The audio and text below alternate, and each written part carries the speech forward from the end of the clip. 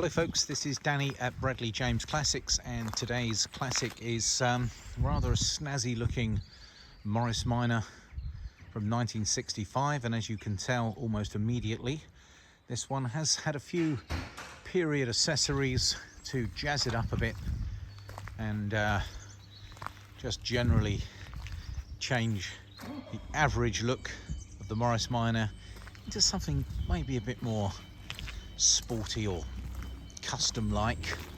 Not quite sure the right words, but it's one of those cars you either like the look of or you're deeply offended by why anyone would ever want to change anything about the legendary Morris Minor. Personally, here at Bradley James Classics, we think it's a bit of fun. And if you can't have a bit of fun, what can you have? So, a little about the car. It is a 1965 model, so that means it has the 1098 cc A series BMC engine. Now they called this one I think it's ADO 59, which is Austin Drawing Office car 59, and it's a completely different car to the previous Morris Minors in that they changed a fair bit on the sort of last generation of them, let's say, where they had a bit more space in them. Even as a four-door car, the seats went back a little further and you just had a little bit more space. We're only talking probably the odd inch or so here and there, so don't expect it to be a completely different experience to an early low light model. The 1098 was actually a rework of the old 948, and it just was a taller engine, therefore it had a slightly longer stroke, and it actually achieved 48 brake horsepower as a 1098, and that means the speed went up to a maximum of 77 miles an hour. Wouldn't recommend it on a daily basis. And then it suffered slightly with the MPG. That went down to 38 miles to the gallon, but still pretty respectable. Obviously the car is both tax and MOT exempt, and the car did come to us from a gentleman who bought it, loved it, but really wanted something a little bigger because he was doing longer journeys.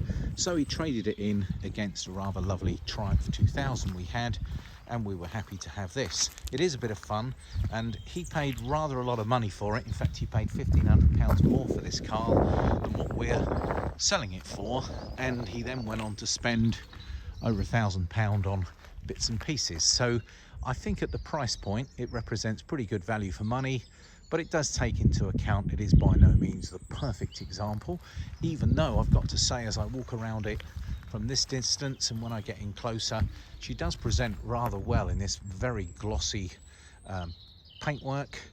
It's got a red interior, which is always good on these black Morris Minors, and it's got the red pinstripe down the side. A little more about this particular version. This was like the Series 4 Morris Minor, and the Series 4 is where they did make probably the most changes, and they modernised it to try and probably keep up a little bit more with the competition. So it is a bit quicker with the larger engine. The brakes are a bit bigger, the gearbox is a bit more sophisticated, certainly more synchro meshes than the earlier Crunch smooth-sided gearboxes. I mentioned to you marginally larger in the inside, not much. And being a four-door car, the practicalities there, people always seem to ask us for four-door cars when we're only selling two-door cars, and vice versa, funny enough. But this one is definitely a four-door car. It means you've got a slightly shorter front door, but that will not stop you getting in and out the car quite easily. Well, I've locked myself out at the moment, so that's not a good start. Hopefully I've got the key in my pocket somewhere to open it up. But the car itself does drive very nicely. It's a very powerful little engine. There's no lack of horsepowers. It's got good compression. One of the things we do when we get cars in, we spin them through our workshop, and we do carry out things like a compression test on the engine just to see if everything's good and all the valves doing their job and the timing's on, and she drives well. Just a few minor adjustments to the running via the carburetor. And that was spot on. It starts with the first turn of the key and a little choke, and it's cold. And the car itself is good to go. I would I mean, the car drove down to us from North London, and we're in Hampshire, so it did about I believe it was about a 70-mile journey. And the gentleman said the car didn't miss a beat. He set off early and come down to pick up his Triumph, and off he went. So, in regards to what's not standard, you can probably tell straight away, actually, in just what I've shown you so far of the car. But it's got these period lights on the front, and these are all quite dear, you know. If you went and bought some of these individual lamps, you see what some of them are selling for. It's mind-boggling how they can charge £100 for a spot lamp from the 60s and 70s. But as you can see, it's got 4 lamps across the front. It's got its sort of period black and silver number plates on, which I'm told are new. It's got this visor. I can't say I haven't seen that many Morris Minors with these visors on.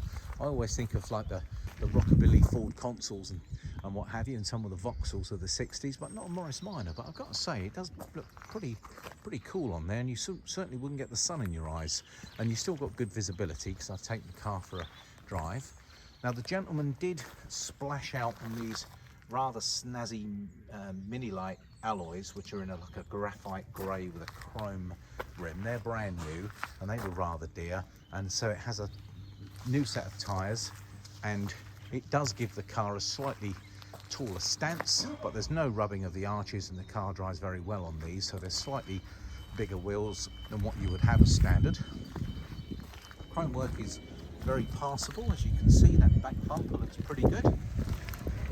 With this Series 4, in about, I think it was about 1963, they started to fit these larger rear lights on. So this is perfectly correct on a 1965 version, and actually about the same time, this is when they started to fit the split indicator stroke side lamp. You can see it's got a pair of those on the front, so that's a bit of a change from the earlier Morris Minors.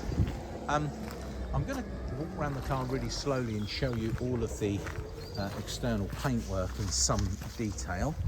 Let's see if I can get in that side. I'm going to have to use the key to get in. I've managed to lock myself out, which you can imagine doing that on a modern car, but on a Morris Minor it's not too clever. Right, so I've come in through the rear door here. So it's got the older style interior, which I think is pretty snazzy. You can see it's got like a two-tone design on the door cards and those pulls. It's got a Motor-Lita style steering wheel, which is brand new as well, which cost a few bob. That's a little smaller than the original one. One of the things a later Morris Minors had was a slightly bigger heater, but you see it's got the earlier colour speedo.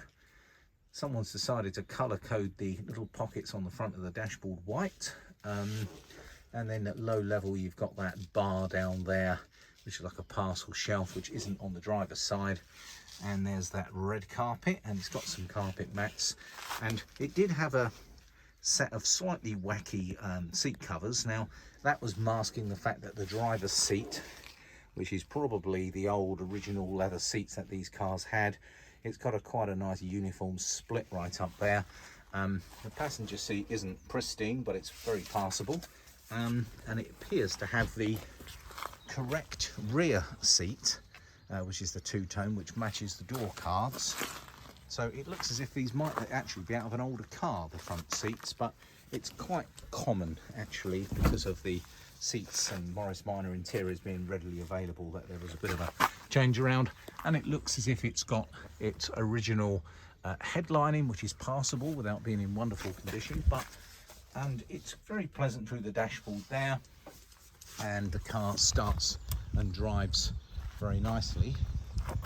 And while I'm here, let's see if I can open up this front door. Excuse me. Well, that's it. And the reason I'm opening the front door is that I happen to know that let's see if I can feel where that's it.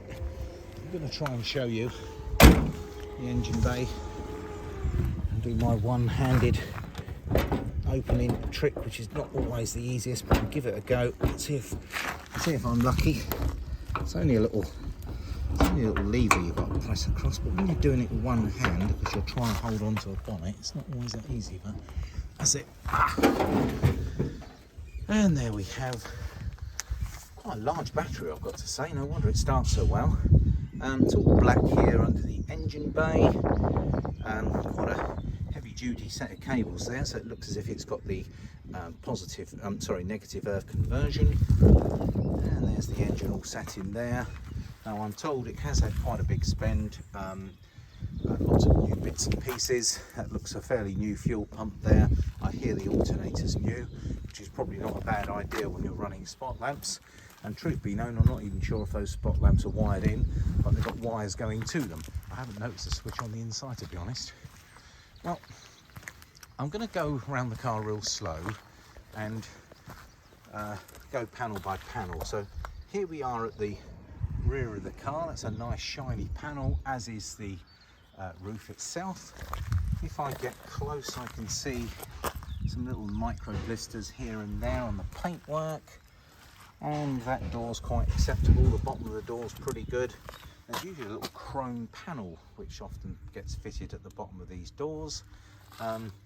Front wing is quite acceptable, but if you just were to take into account, I don't know how well you can see that, but there is evidence of micro blistering here and there around the whole car, to be fair. But again, unless you're looking as closely as I am, it's not particularly noticeable.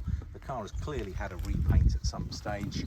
There is evidence of some orange peel effect here and there, but again, at the price point this car is at, we wouldn't expect this to be taken and winning any concourse car shows. But at the same time, so this is probably the worst panel because it's got a few marks in. You can see a bit of a crack in the paint there, a little scuff here,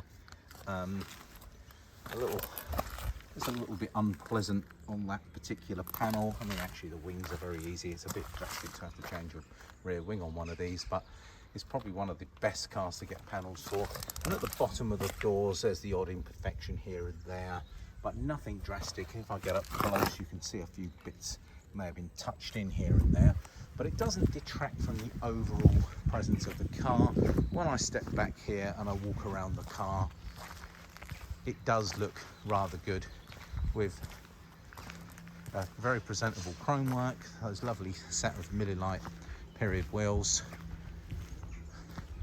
I mean, the door gap isn't wonderful between here and here, but that's not uncommon if it's had a new wing fitted, which I suspect it would have at some point in its life. There is a big wodge of paperwork that comes with the car, but by no means the full service history. Now, if I remember rightly, I think the Speedo was showing 36,000. I'm afraid I can't tell you if that's 36,000, 136,000, or even 936,000. We don't have the full history. In the boot, we've got a spare wheel and we've got the jack. It looks to have had a new exhaust, possibly stainless steel. And as I say, the gentleman had spent money on the car, having spent rather a lot on it in the first place, but we taking a bit more of a sensible approach to the price point. Well, folks, I hope this walk around video has given you a feel for this Morris Minor. She's a lot of fun. She does drive very well. She's pretty quick, and I believe the gentleman had also had the car serviced in quite recent times, but they always have a pretty thorough check over before they leave us. So considering this car drove from North London down to us here in Hampshire and it didn't miss a beat, and it's always been very reliable, started first time for the previous owner, as it has done for us. Not surprised with the size of that battery. I'm very confident that you could probably jump in this car and drive it anywhere, or if you don't want to do that, you can contact us with your postcode and we can give you a quotation to have this car dropped to your home address. So, thanks for watching this video on the 1965 Series 4 Morris Minor in black with a red interior, a little bit sporty with a few period extras, and a nice driving car. Well, folks, it's Danny at Bradley James Classics signing out.